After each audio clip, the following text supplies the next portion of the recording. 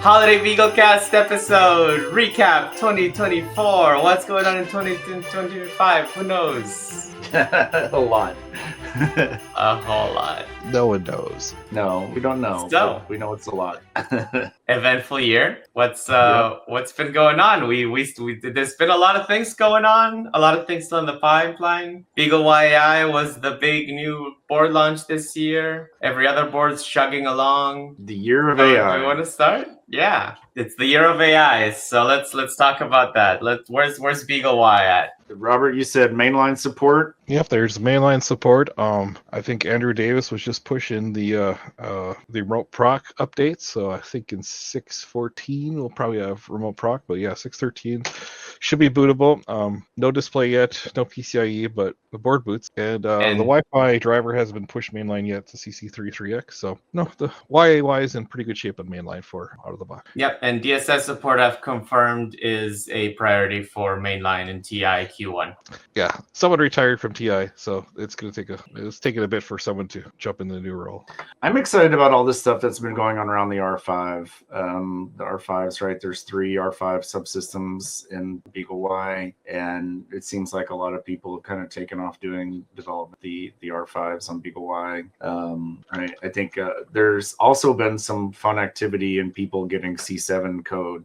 Right? There's some C7 projects out there beyond just the TI Edge AI code, right? So we've seen a number of people on the forum show up and that are working actively on getting examples on loading C7 code and programming on the C7. So like lots of cool stuff there. Lots of just simple things like going on and like using headers and using expansion things, right? Using UARTs and PWMs and all the things that you can do over the headers. There's the awesome pinout site and docs growing all the time. But yeah, the community is really building up around the Beagle Y AI, and that's exciting for me to see, is all this stuff going on in the forums. And the Discord, which is now over 2,000 people, right? So when did we start Discord? That was maybe fall last year. Yeah, it grew fast. It's big.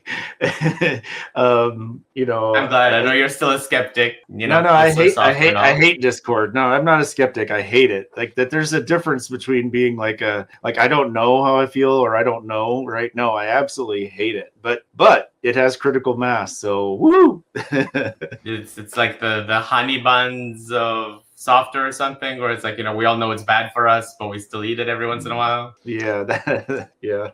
Until the next thing comes. I think it's a generation thing. So in 10 years, we'll probably switch to something else. We've gone from IRC to Slack. I think I will say every single. That's been my big complaint of like doing upstream contributions. I feel like the code itself isn't that bad. It's setting up a text mailer and then following that template. That's the really annoying part. Well, now you're supposed to use W4 or is it M4? So yeah, there's some.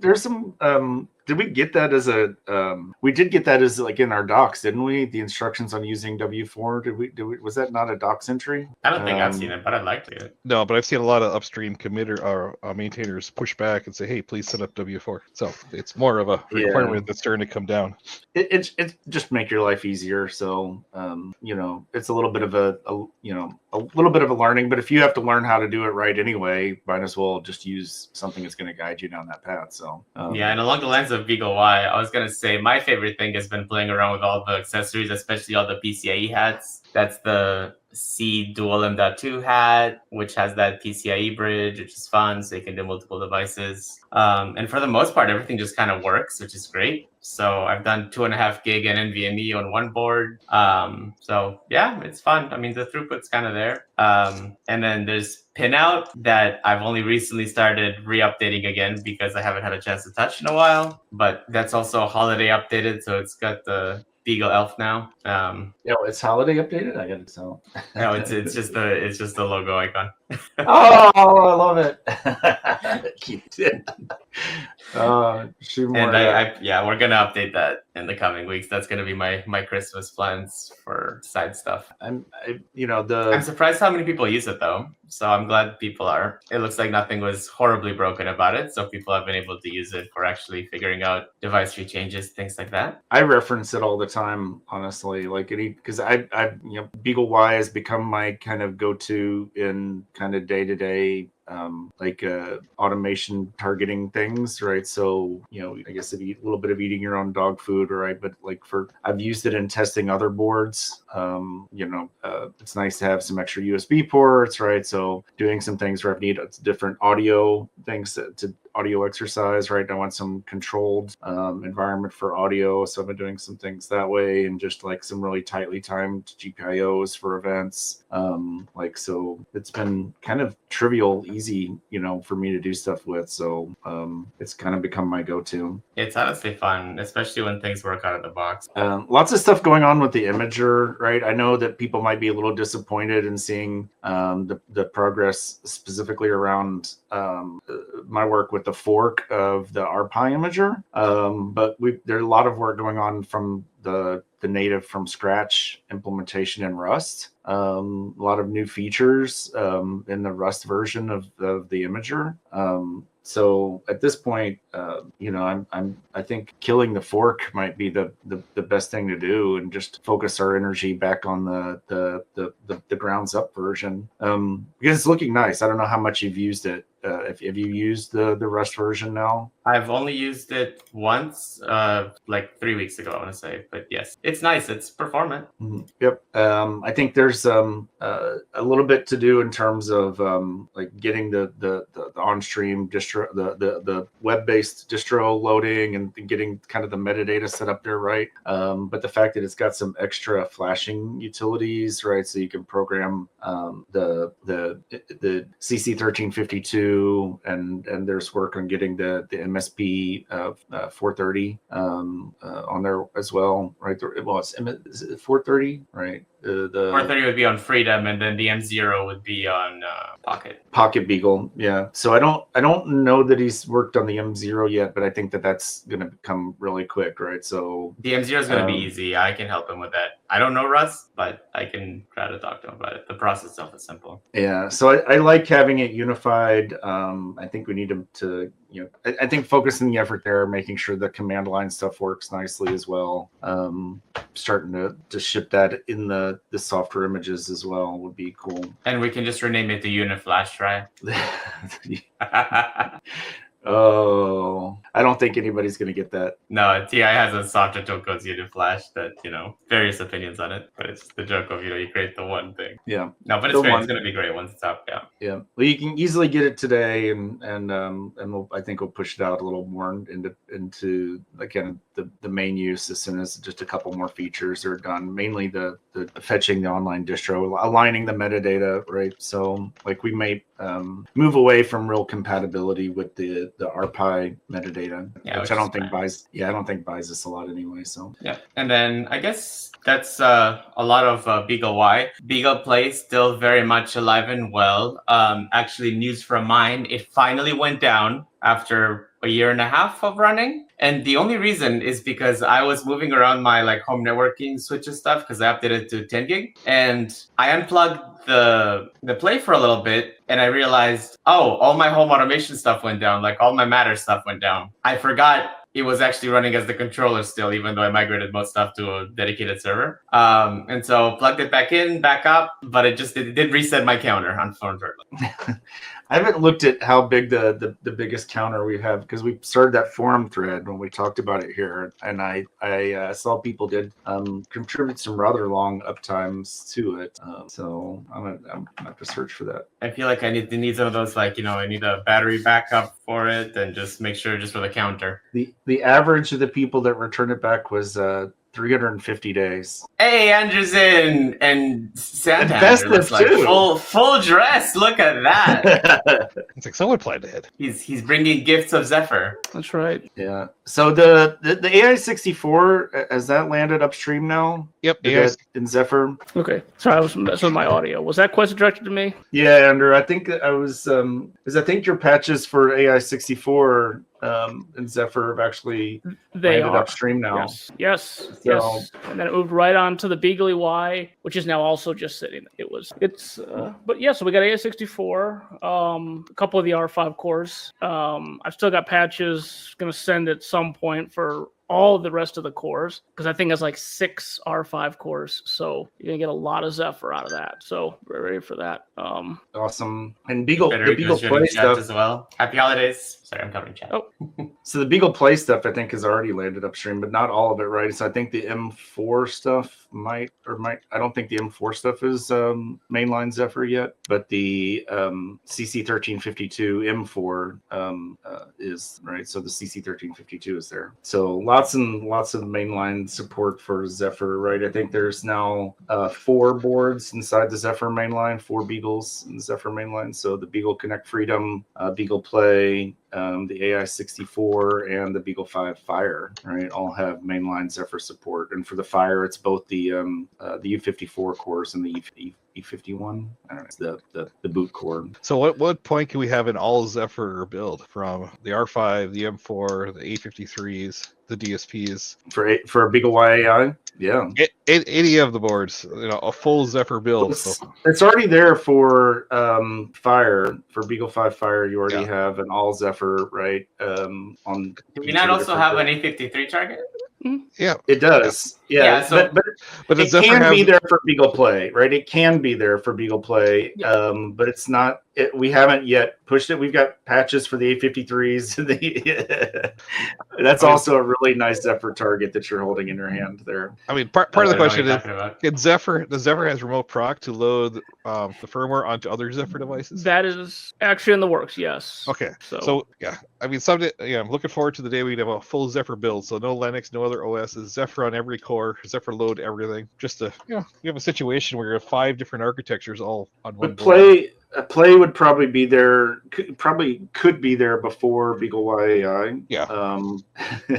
That board would also could probably be there because C7 I think is going to be the long pole. Yeah. Right. I don't know if the LVM patches are public at all for C7. If that's that's something we'd like to see. Public, no, but they are. Yeah. Since the TI compiler is based LLVM and Clang and whatever, it isn't actually too terribly difficult to plug that in, but it wouldn't probably be good to land that, or possible even to land that over in the Zephyr toolchain SDK, which would then be a blocker for upstream Zephyr support. So this Zephyr toolchain, is it GCC or Clang based? I think it depends on the architecture. They've got a little of both. They've got both in their SDK. Yeah, they allow whatever you need to build. They'll put in their SDK is pretty fluid. So in the interest of keeping things on track here. So what else happened in 2024? We're talking GSOC project. We're talking, we talked about the whole pinout thing. So Zephyr's been such a big thing, Zephyr was a big part of the GSOC too, right? Yeah. We had a GSOC project, wrote I2C driver for Zephyr, and it's actually been posted upstream too. So not taken yet, but a lot of the work on the AI64, right, got done over the GSOC. So Dhruv Menon was the student on that, and did some great work, right? And do you want to do a call out for next year, because we are going to do projects again for 2025? So please, GSOC.beagleboard.org or beagleboard.org/GSOC, however you get there, right? That gets you to the home page for GSOC with BeagleBoard. There's a weekly meetup, right? So if you have any questions, you show up on Thursdays on the Discord and we'll do Q&A. We're looking for project ideas. We're looking for potential mentors, and we're looking for potential students, right? So all of the above right now. So if you don't know how to get started, go to gsoc.beagleboard.org. And if it doesn't tell you how to get started, then read enough of it to find out how to change it and submit some changes, submit some issues that say, well, I don't know about, how to, I got lost here, I got stuck there. right? It should give you a pretty straightforward guide. Somebody else talk. It should give you a pretty straightforward guide to how to get involved in GSOC, either as a mentor or as a student. Depending on whatever level of time you have to commit, right? So, we try to make sure that there's heavily engaged mentors with students, but also if you have a limited amount of time, but just still show up, answer questions, right? We're going to give you a place and a time where you can interact with the students. You can also always just do it straight over the forums, right? We try to keep the primary interaction on the forum, keeps it public, unlike Discord, and it keeps it Google searchable and all the fun stuff that comes from that. So, and there's been a lot of great work done around Gray Bus that we can continue, micro clickboards, quick things like that. So yeah, Ayush was a GSOC student with this, working on the Gray Bus code, and he's now he's the guy that wrote the BB Imager in Rust, rewrote BB Imager in Rust. He's he stayed on with Beagle following that internship, right? So I think he's a great success story in what kind of learning through that open source development process through the GSOC mentorship, and then he's a big believer in upstream, right? And you can see that the way he's been doing all his Linux kernel patches, right, for Gray Bus, right? He's directly been engaging with that. He's been heavily involved in the discussions around dynamic device tree overlays in the upstream kernel, right? So he's jumping in straight into the thick of some of the bigger questions in embedded Linux and embedded open source software development today, coming in as a Beagle GSOC student. And it's kind of crazy the impact actually that will have long term, right, for dynamic device trees, for example. Absolutely, and the Gray Bus stuff, right? I mean, we still haven't gotten all the Gray Bus stuff fully upstreamed, right? But once we do, I think the potential for it is massive. And Deepak Khatri has been spending a little bit of time with MSPM zeros, right? And looking what we can do with the Gray Bus code, right? So this is a low cost, really low cost board. I don't know that I dare to say how low cost, really low cost. But the nice thing is you can just plug in, pull one off of a Beagle Play here, plug in any of the microbus clipboards into this, and you have connected up over the quick cables to your Linux host controller, and you'll get whatever you need, the SPI, the I2C, the UARTs, whatever you need in order to go and talk to the microbus out on board, be it one of the 1700 clicks or something else that you might make, right? And so that's going to be using that Gray Bus code to try to expose those interfaces over a single 4-wire connection, power, ground, and bidirectional data. So that's we're just getting started with what can be done, what the potential of the Gray Bus stuff, right? And prediction for next year, we're going to see a lot more support for clipboards right out of box, and just working with the drivers for both Zephyr, Linux, RTOS. Trying to demystify that a little bit. Absolutely. Well, I mean, it's just not a place where people should be having to spend a lot of time writing code, right? So, right, it should just work, and that's the experience we're going for here. Right? And based on our call last week, we're probably going to have by the end of the year some more documentation, because that was one big focus this year, right? With Deepak. Deepak's worked really hard on documentation. And we just had that call recording for a device tree tutorial guide and SPI, which I think a lot of people have been asking for. That one's going to pay off a lot too, for sure. Telling people where to get started with building device trees itself is it can be worth a lot of lift. A lot of people really don't know where to start. So we'll see how it comes, but either early January or hopefully by Christmas, I'd like to help you with that, so we get that up for the community. That's going to be great. And I keep teasing this. Do we want to talk about it? Oh, speaking of things that were end of the year and early next year. Yeah, this might even make it before New Year's. Who knows? There's What could it be? What could it be? It might be a Pocket Beagle 2. This one. Focus. You got the There you go. yeah. Look at that. What a beauty. Ooh, and it's thin. Look at that. First time I see it. So you want to kind of walk through it? What it's got like large. Sure. I mean, this is AM62, right? So it's the same core processor that's in Beagle Play. This is a dual core variant, I don't know if we can give away memory sizes and whatnot, but it's a half a gigabyte, right? So the idea is to be a successor to the original Pocket Beagle, which we can't produce at the same price today because of the costs of the SIP. And this should be in the same price as as the original Pocket Beagle, right? So, but with tremendously higher performance, right? 333 megahertz PRUs, dual. We've got every PRU pin brought out, so you can fully utilize the IOs of both of the PRUs. You still have the M4 core. We still have the M4 core. There's a lot of header compatibility, right? UARTs where UARTs were, SPI where SPI was. There's what other things really stand out? We had to change the USB connector because Type C. Come on, Type C. Yeah, all the Type way. C. Because Type C rules. It's the future. It's now. And so we had to switch the USB connector. We also populated the headers. Some first folks feedback was, well, it doesn't. So you give it a good push and it latches on pretty nicely. I don't know how much you've played with it, connecting it into the Grove kit and some of the others like the Tech Lab and it sticks pretty good. Yeah, it takes a lot of force to pull it out. So it's low profile enough that it really doesn't hurt anything, right? Actually, here. Right.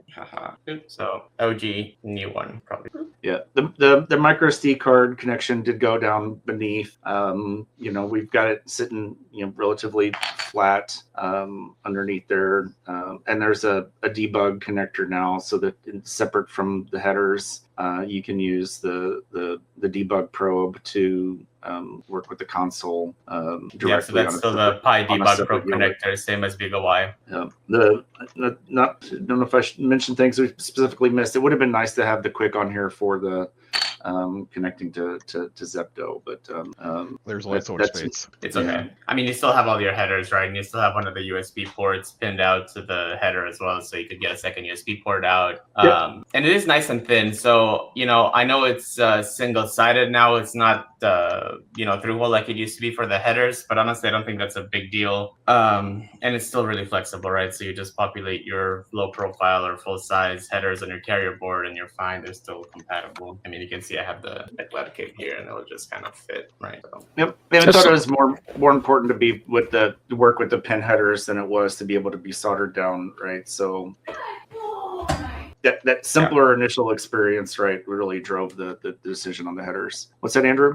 Oh, just going to ask, someone who's not been following this project, first thing comes to my mind is, first of all, yay for USB-C and networking. Any what's the connectivity options on that? So USB-C, we can do the single device most gadget Ethernet, USB? And then you have USB. So you can do USB Wi-Fi, USB Ethernet, anything like that. It's really the USB connection on the board. Okay. The Play has some of the industrial networking. Actually, I haven't looked at it, but you could probably do RGMII depending on the pinout works out. And since all the PRUs are pinned out, right, there's a lot of, you can do the industrial networking over there with firmware. Not on 6.2, I don't believe. Do we not do that? That's ICSS-M. On 6.2? Yeah, we still do that. We do? 6.2.3. I don't. That's my get then. Yeah, well, I don't know that you do that on this one, but because most of the real-time is now merged into the Ethernet controller, right? So if you look at the TSN, right, that's on the RGMII, but not instead of the. It's a mix of the two. So you can do CP switch or PRU now. The thing with the CP switch is it's master stack only, but PRU is both. And if you want something to get all of it in a solder down, right, there's this guy. There's right? the other guy. Yeah, so that's BeagleMod. The AM62 BeagleMod, right? So this is the replacement for the solder down version, right? So if you were going to solder down a Pocket Beagle in order to get your thing, like this is the new replacement for that, is a solder down processor module, and there you can get all the Ethernet out, right? All the everything out, right? Just the memory bus connections, right? So there's onboard flash and onboard DDR, right? And what's fun about that carrier board specifically is you still have the same device tree as Beagle Play. It'll boot just fine, but then you can add the second Ethernet and just the changes for the added features. But do you want to talk about the form factor of the actual module? Because I think the footprint itself is the really interesting part, right? Because there's it's an open possibilities in the spec future. module. Yeah, it's an open spec module, right? So it should provide a lot of compatibility with other processors in that same form factor. It's an OSM M, right? So you saw there's on this particular carrier board, there was also space for an OSM L, right? But depending on what carrier board you choose, right? But the 6.2 module from Beagle. So this is our second module, right? The first one is the Wi-Fi module, the 3301. Which I don't think you've talked about separately. Yeah, so you might want to mention that too. Yeah. So if you want to buy the module, right, we make the design available for the module as well as the modules available. So for the CC3301. And that is the Wi-Fi and Bluetooth chip that is available on BeagleY. Yep. Exactly. Yeah. So if you want, the evaluation board is BeagleY AI, and then if you want to buy the modules themselves, they should be showing up at distributors soon. And that's a low-cost Wi-Fi 6 solution, 2.4 gig. 2.4 gigahertz 802.11ax, right? So and an M.2 solder down. There is the 1213, which I think is an M.2. There's also 13 by 13, which is the one we use on the BeagleY AI. Instead of the 12 by 16, it's a 13 by 13. So the 12 by 16 is one it's listed M.2, but don't get it confused with one of the edge connectors. With it's a solder down. Yeah. With the UFL. Not this M.2. Yeah. I've got some of those boards. I don't know. I don't want to try to dig through my boards to try to show you what it looks like. But the 13 by 13 is in a footprint compatible with the Y-Link 8. So if you use the WL 1835 or 1837 or 1807, 1805, anything in that product line before, you should be able to drop in and replace it with the Beagle 33X, right? 3300 or 3301. Hopefully soon to be 3351 when the 5 gigahertz gets added, right? So we don't yet have the 5 gigahertz module, but right, that should be, I think that's coming soon. The 5 and I think there's a 6 on the roadmap as well. So it's going to be tri-band ultimately, yeah. Just need to add sub gigahertz now, and it'll be golden. That's the 2-chip solution. We're getting there. So I actually have a Beagle Play where I'm looking at modding it to enable the thread and matter functionality just with the sub gig as well. So you can connect the CC13 to the BM33. Yeah, and I would, we didn't have it in time for the Beagle Play launch, right? But as the future versions of that chipset show up, right, I would expect us to migrate Beagle Play on over there, to have everything on the board. But yeah, so Pocket Beagle 2, end of the year, early next year, it's coming. Get it. I wish it was, ready for stocking stuffers for everyone, but right now, I get to play with it. So yeah. I don't know the official date, but I think they should start arriving before the end of the year, right? So I'm hoping that distributors have something listed so you can at least maybe print out on Christmas Day that you've got one on the way. Yeah, Robert, you haven't heard the shipping dates, have you? Nope. Nope. And the SD card tucks in nicely there, just neatly. And it holds it pretty good. It does.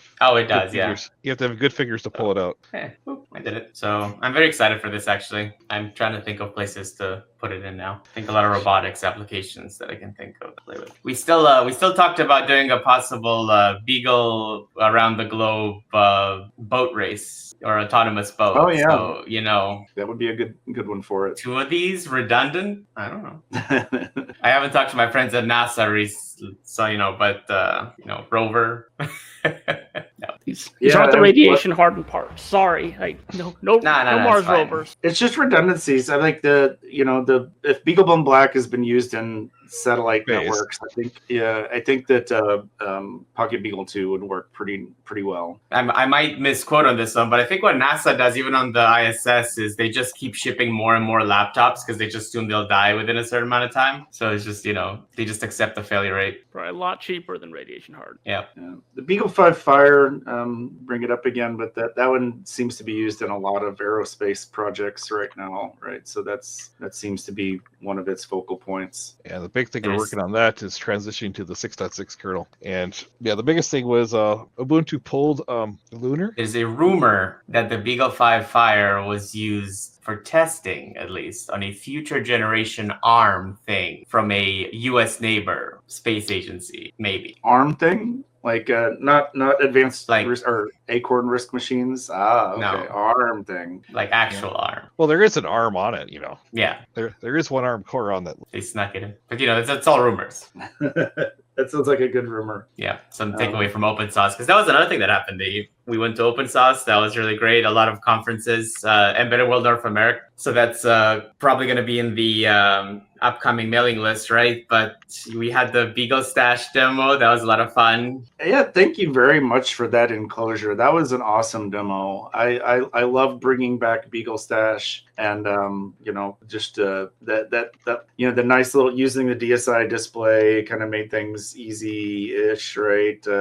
It was a really cool enclosure you made. Thank you very much for that. Anytime you just need an enclosure for your fun demo, so don't give me credit for it, but it'd be fun next year to make that simpler for people to print, and especially as Edge AI comes online more and more, we can actually do fun things with it. So I think it's going to be a good year for BeagleY. Absolutely. I think we're inundated with like just so many projects going. It's kind of like there's nowhere to like start and stop at any place, right? So much more going on with Connect Freedom, right? People building little autonomous car projects out of it, like doing more instructional car materials. The microblocks progress on Beagle Connect Freedom has been great, right? So getting the big thing I think is to be worked out is the Bluetooth stuff, right? So that we can control from the phone, and that's the big one. But using Beagle Play as a host right now and talking to these guys remotely, and Deepak did a backpack for it. And the backpack's really nice too. Got the battery in there, the buttons, some LEDs, right, and it's all programmable through microblocks, right? So that stuff is, and it's microblocks on Zephyr, right? It's microblocks on Arduino on Zephyr. Stacks on stacks on stacks. So yeah, it's nice to see Arduino joining us in the Zephyr fold.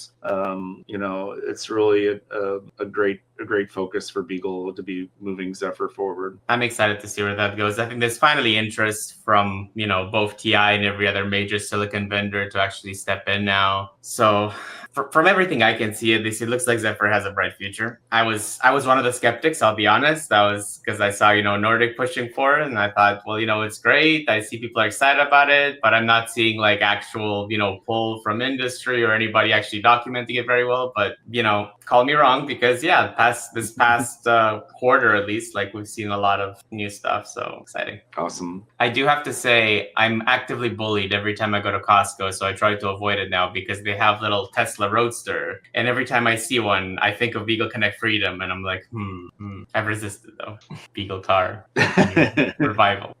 Yeah, it needs to come back, but it needs to be BeagleY. I think there's really no reason not to get that kicked off, right? With BeagleY, do it a little bit. It just kind of grew in scope and complexity. It needs to be a little bit.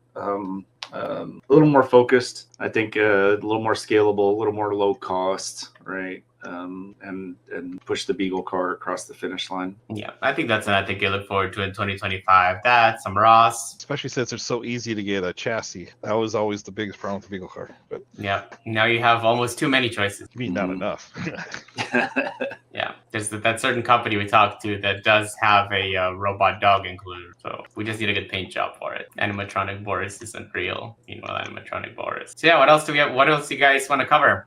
I don't know. If I was going to ask people that are watching, like, one thing to like get involved with Beagle in the next year, it would be GSOC, right? That I appreciated you bringing it up, because that's really the kind of the best place. And there's a lot of opportunity for projects that doing them jointly with Beagle starting now, right? There's not a big reason to wait. You're getting on the Discord, picking up a BeagleY AI and starting projects now that, can accelerate through GSOC. And there really shouldn't be too much of a limit to the ambition, because the documentation, details, even though they might not always be the easiest to find, they're there. And we can, if you show up on the Discord, we're going to work with you and help you get it put into the right place to kind of pave the way for others. And right, don't feel like you need to wait for GSOC itself. We're always willing to work on fun projects, and we're all easily distracted to work on fun things. So,